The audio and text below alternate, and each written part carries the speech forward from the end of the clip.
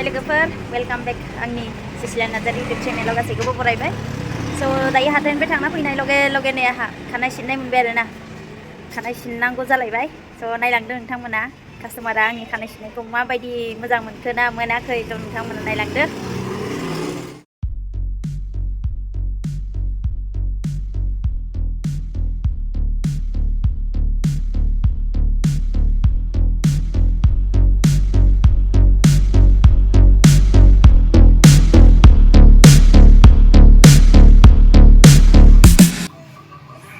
Everybody,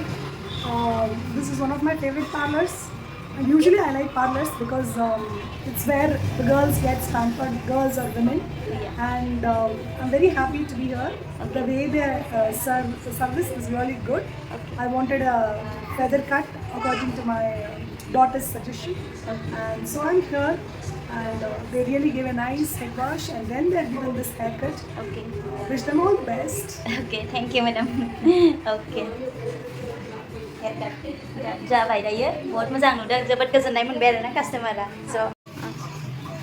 oh my God first time देख रहे मैं आके देखा तो हाँ किलो कितना है किलो में 550 550 ऑक्टोपस जैसा लग रहा है ना ये छोटा ऑक्टोपस आयु हाय लोगोफोर जोङो दायो नै देवबार हाथाय जायो आरोना बेंगलरावहाय थ' देवबार हाथायाव जोङो थांनो ओंखारबोबाय नै मैगं लायनो आरोना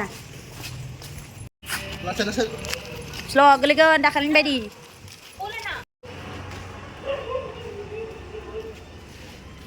दे बामदो हगारना नै लोगोफोर देवबार हाथाया नारेंखलखौ मादि फानो नै दासो खुलिहांदों आरोना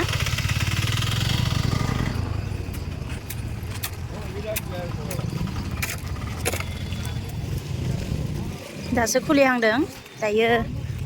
मानसिया थ'वाखै नै दुन्दियाफोरा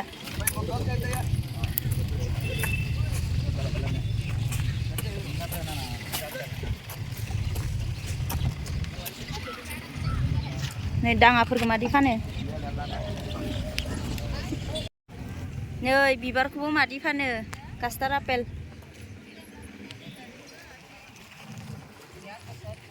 थालिर मैखुन नै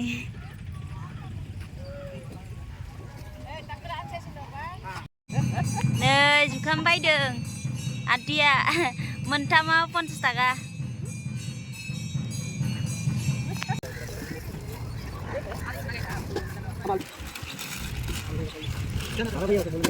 नै नै औ लाखांबाय नै मैगं बुरजानो आरो मा लाबावनो देवबार हाथायाव नै बिदि मोनो नै जिंकाया 40 थाखानो किलो हाँ 20 रुपया एक में अच्छा मोनसेयाव 20 थाखानो नै फिसाजोआ थाइबेंसो फसन थाइबें मामा ओइ नों थाइबें नांगौ इखो जागोन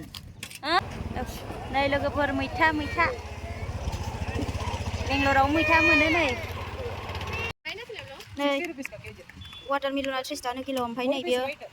पाइनापल आनारस माबा 60 थाखानो नै मुदुफुलाबो मादि फानो नै लोगोफोर जोंहा मैगङा